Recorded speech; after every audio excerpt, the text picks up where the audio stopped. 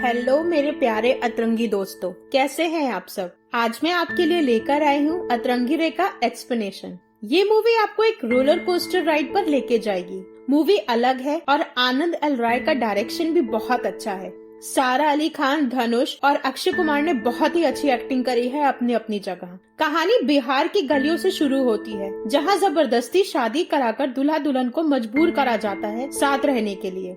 बिहार से दिल्ली पहुँचते ही कहानी में बहुत सारे ट्विस्ट एंड टर्न्स आ जाते हैं। लास्ट में एक बहुत अच्छा रहस्य रिवील भी होता है। तो चलिए देर नहीं करती हूँ और आपको सीधे लेके चलती हूँ कहानी की ओर। मूवी की शुरुआत में हमको रिंकू नाम की लड़की को दिखाया जाता है, जो अपने घर से भाग रही होती है और वो रेलवे स्टेशन पर आ जाती है। अब हमको रेलवे स्टेशन पर दो नए कैरेक्टर्स को दिखाया जाता है। ये दोनों होते हैं विशु और उसका साइकाइट्रिक दोस्त, जो ट्रेन से उतर रहे होते हैं। उधर रिंकू अपने फैमिली वालों को बहुत खरी खोटी सुना रही होती है, जिसके बाद रिंकू की नानी उससे सवाल करती है कि तुम कहाँ चली गई थी। रिंकू कहती है कि मैं तुम सबसे दूर चली जाना चाहती हूँ। रिंकू की नानी ये बात सुनते ही उसको बहुत मारती हैं और उस पर भड़क जाती हैं और वो अपने जानने वाले से कहती है कि इससे पहले कि ये फिर से भाग जाए, कैसे भी करके इसकी शादी करा दो, चाहे इसके लिए किसी को उठाकर ही क्यों न ले आओ। और जिसको भी तुम उठाकर लाओगे वो लड़का बिहार का तो बिल्कुल भी नहीं होना चाहिए, किसी दूसरे स्टेट का होना चाहिए। अब नेक्स्ट सीन में हम सबको पता चलता है कि विशु एक मद्रासी है और इसकी भी लव मैरिज होने वाली है, और वो भी अपनी डीन की बेटी से, जिसका नाम मैंडी होता है। और इन दोनों की कुछ ही दिनों में एंगेजमेंट होने वाली थी। रिंकू को जब पता चलता है कि उसकी शादी होने वाली है तो वो सबको धमकाती है और ये भी कहती है कि अगर तुम लोगों ने मेरी जबरदस्ती शादी करी तो मैं उस लड़के को जान से मार दूंगी और तुम सबको भी मार डालूंगी। अब नानी के आदमी विशु को ही किडनैप करके ले आते हैं, क्योंकि वो दूसरे स्टेट का था, और उस बेचारे को लाफिंग गैस सुंघा देते हैं, जिसके बाद वो बेचारा हंसता ही रहता है। और रिंकू को भी क्लोरोफॉर्म सुंघा के किसी तरह से जबरन उन दोनों की शादी करा देते हैं। अब ये लोग इन दोनों को ट्रेन में छोड़कर आ जाते हैं। ट्रेन में रिंकू देखती है कि विशु हंसे ही चला जा रहा है। वो गुस्सा करने लगती है कि एक तो जबरन हमारी शादी हो गई और तुमको हंसी आ रही है। अब विशु को जब होश आता है तो वो बताता है कि वो तो मैंडी से प्यार करता है और उसकी एंगेजमेंट होने वाली थी। अगर मैंडी को ये सब पता चला तो वो मुझे जान से मार देगी। फिर वो दोनों प्लान बनाते हैं कि हम दिल्ली पहुंच जाएंगे और यहाँ से अपने अपने रास्ते निकल जाएंगे। रिंकू अपने बॉयफ्रेंड के बारे में विशु को बताती है कि उसका एक बॉयफ्रेंड है जो कि एक जादूगर है और वो मुसलमान है, जिसका नाम शहजाद खान है, और वो उससे बहुत प्यार करती है। दिल्ली पहुंचकर विशु रिंकू को अपने हॉस्टल ले जाता है। विशु रिंकू से कहता है कि तुम अभी यहीं रहो, मैं अपने दोस्त से मिलकर आता हूँ। विशु अपने साइकियाट्रिस्ट दोस्त को ढूंढता है और उसे बहुत पीटता है और उससे कहता है कि तुम मुझे छोड़ के कहाँ चले गए थे, तुमने मुझे ढूंढने की कोशिश भी नहीं करी। अगर तुमने मुझे ढूंढा होता तो मेरे साथ इतना बड़ा हादसा नहीं होता। इस बात पे उसका दोस्त उससे कहता है कि तुम क्यों परेशान हो रहे हो, वैसे भी तुम दोनों एक दूसरे से प्यार तो करते नहीं हो, और मैंडी को तो ये सब तुम बताना भी मत, चुपचाप चलो और चल के उससे एंगेजमेंट कर लो। लेकिन विशु नहीं मानता। वो चाहता था कि वो मैंडी को सब सच सच बताए। जब लास्ट में उसका दोस्त उसे बहुत प्रेशर करता है तो वो कहता है ठीक है, मैं उसे कुछ भी नहीं बताऊंगा। विशु सारी बात रिंकू को बताता है कि कल मेरी एंगेजमेंट होने वाली है और तुमको मेरे साथ चलना है तो चलो। रिंकू और विशु एंगेजमेंट वाली जगह पर पहुंच जाते हैं। एंगेजमेंट के टाइम पर मैंडी की सहेली को पता नहीं कहां से रिंकू और विशु की शादी वाला वीडियो मिल जाता है, जिसे वो मैंडी को आके फौरन दिखा देती है। मैंडी ये वीडियो देखकर एकदम बवाल खड़ा कर देती है। विशु मैंडी को बहुत समझाता है, मगर मैंडी उसकी एक बात नहीं सुनती। मैंडी के फादर बहुत ज्यादा नाराज हो जाते हैं और वो रिंकू का हाथ पकड़कर उसे घसीटते हुए घर से बाहर निकालने लगते हैं। ये सब देखकर विशु नाराज हो जाता है और विशु मैंडी के फादर से कहता है कि उसका हाथ छोड़ो, भले ही हम एक दूसरे से प्यार नहीं करते हैं, लेकिन ये है तो अभी भी मेरी धर्मपत्नी। और वो ये बात बोलता हुआ सीधे रिंकू को लेकर हॉस्टल आ जाता है। रिंकू विष्णु को समझाती है कि अरे कोई बात नहीं, तुम इतना परेशान क्यों हो रहे हो, बचपन से ही मुझे बहुत मार पड़ती थी और बहुत बातें सुनने को मिलती थी। अगर वो लोग मुझे 2-4 हाथ मार भी देते तो मेरा कुछ भी नहीं बिगड़ता। तुम परेशान ना हो, मैं खुद मैंडी से जाकर बात करूंगी और सब सेटल कर दूंगी। विशु रिंकू को मना करता है और तमिल में रिंकू को अपने प्यार का इजहार कर देता है, लेकिन रिंकू को कुछ भी समझ में नहीं आता और वो विशु को इमोशनल देखकर उसको अपने गले से लगा लेती है। तभी अचानक से हाथी की आवाज आती है। रिंकू भाग कर जाती है और बोलती है कि मेरा शहजाद आ गया है, और वो शहजाद को दौड़कर गले लगा लेती है।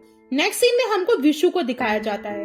वो अपने दोस्त को शहजाद के बारे में बताता है और बोलता है कि मैं शहजाद से मिलने नहीं जाऊंगा क्योंकि तुमको पता है कि मैं रिंकू से प्यार करने लगा हूँ। तुम उससे मिलो और अगर वो मेरे बारे में पूछे तो तुम बता देना कि मुझे कुछ जरूरी काम आ गया था इसलिए मैं नहीं आ सका। अब हॉस्टल के कैंटीन में जब विशु का दोस्त रिंकू और शहजाद से मिलने पहुंचता है तो वो एकदम से हौचक्का रह जाता है और उल्टे पांव भागकर विशु के पास आता है, जहां पर वो विशु को ये बात आके बताता है कि रिंकू को मेंटल बीमारी है। वो जिस शहजाद को अपना बॉयफ्रेंड बता रही है वो वास्तव में है ही नहीं, उसका कोई बॉयफ्रेंड नहीं है, वो बस शहजाद को इमेजिन कर रही है जो कि एग्जिस्ट ही नहीं करता। विशु ये बात सुनकर एकदम हैरान रह जाता है। विशु का दोस्त बताता है कि रिंकू अपने इमेजिनरी बॉयफ्रेंड के साथ दिल्ली छोड़कर बाहर जाने का प्लान बना रही है, जिस पर विशु और उसका दोस्त फौरन रेलवे स्टेशन जाकर रिंकू को रोकते हैं। विशु रिंकू से कहता है कि तुम मुझे छोड़ के नहीं जा सकती जब तक कि हमारा डिवोर्स नहीं हो जाता। तुम अभी दूसरी शादी नहीं कर सकती हो, ये इलीगल है और जब तक हम अलग नहीं हो जाते तुम कहीं नहीं जाओगी, तुम मेरे साथ ही रहोगी। रिंकू भी मान जाती है और विशु के साथ वापस हॉस्टल आ जाती है। विशु बहुत खुश हो जाता है। विशु का दोस्त विशु को आइडिया देता है कि तुम रिंकू को मेडिसिन दो ताकि वो अपने पागलपन से बाहर निकल सके और हकीकत की दुनिया में वापस आ जाए। अब विशु की दी हुई मेडिसिन जैसे ही रिंकू खाती है तो शहजाद को छींके आने लगती हैं। रिंकू जब जब दवा खाती है शहजाद को कुछ न कुछ होने लगता है। रात को विशु ड्रिंक करके आता है। रिंकू और विशु डांस करने लगते हैं और डांस करते करते रिंकू विशु को किस कर लेती है। शहजाद ये बात देख के बहुत बुरी तरह नाराज हो जाता है और वो रिंकू से बोलता है कि तुमने इसे किस क्यों किया। तो रिंकू कहती है मैंने तो उसे एज अ फ्रेंड किस किया है। शहजाद रिंकू से कहता है कि विशु तुम्हारे लिए क्या कर सकता है, जिस पर रिंकू विशु से कहती है कि तुम मेरे लिए क्या कर सकते हो। इस पर विशु अपने सर पर बॉटल्स मारने लगता है और कहता है कि क्या शहजाद तुम्हारे लिए ये कर सकता है, लेकिन शहजाद ये सब नहीं करता। अब विशु और उसका दोस्त मिलकर रिंकू की आंख खोलने के लिए एक प्लान बनाते हैं कि कल शहजाद सबके सामने ताजमहल को गायब करके दिखाएगा। ये लोग ताजमहल के पास पहले से पहुंच जाते हैं और वहाँ के आसपास के लोगों को 500 रुपए देके पटा लेते हैं कि जैसे ही शहजाद जो इनविजिबल बॉयफ्रेंड है अपना हाथ घुमाएगा तो आप लोग तालियां बजाने लगना। अब वहाँ पे शहजाद आ जाता है। शहजाद जादू दिखाता है लेकिन ताजमहल गायब नहीं होता। उसके बावजूद भी सारे लोग विशु के कहे अनुसार ताली बजाने लगते हैं। ये बात देख के रिंकू बहुत ज्यादा दुखी हो जाती है। वो शहजाद से कहती है कि मेरे पिता भी कुछ नहीं कर पाए और तुम भी कुछ नहीं कर पाए, तुम दोनों ने मेरा भरोसा तोड़ दिया। और ये बात बोलते हुए वो रोने लगती है। शहजाद रिंकू से कहता है कि तुम विशु से प्यार करती हो, शायद इसी वजह से तुमको मेरा जादू नहीं दिखा और मेरा जादू चल भी नहीं पाया। विशु का दोस्त विशु से कहता है कि तेरी वाइफ तुझे और अपने बॉयफ्रेंड दोनों को पसंद करती है, तू इन दोनों के बीच में फंस कर रह गया है। शहजाद रिंकू से कहता है कि तुमको विशु से प्यार हो गया है। शहजाद एक चुटकी बजाता है तो आंधी आने लगती है और वो अपने हाथ की नस काट लेता है। रिंकू जोर जोर से रोने लगती है। इतने में वहाँ पे विशु आ जाता है और रिंकू के खातिर विशु झूठ ही मूठ शहजाद को गोद में उठाकर हॉस्पिटल लेके जाता है, जहाँ पर विशु का दोस्त उसको एक आइडिया बताता है कि तुम तुरंत जाओ और रिंकू से कह दो कि शहजाद मर गया, तेरा रास्ता साफ हो जाएगा और तेरी लाइन सेट हो जाएगी। विशु ऐसा बिल्कुल नहीं करता। वो रिंकू से कहता है कि शहजाद एकदम ठीक हो गया है। नेक्स्ट डे रिंकू के पास विशु आता है और कहता है कि आज डिवोर्स के लिए तुम्हें कोर्ट चलना होगा।